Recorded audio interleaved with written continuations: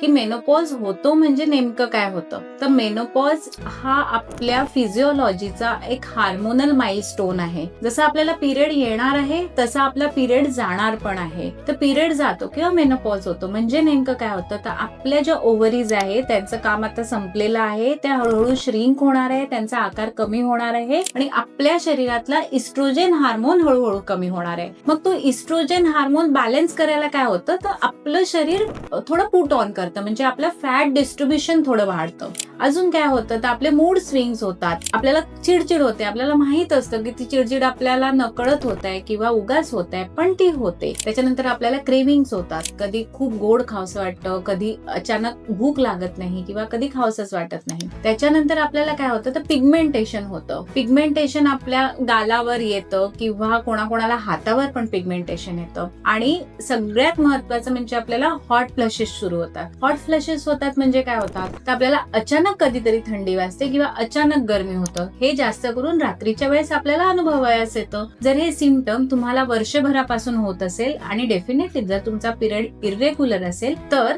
तुम्हाला आता मेनोपॉज सुरू झाला आहे असं तुम्ही लक्षात घ्यायला हवं.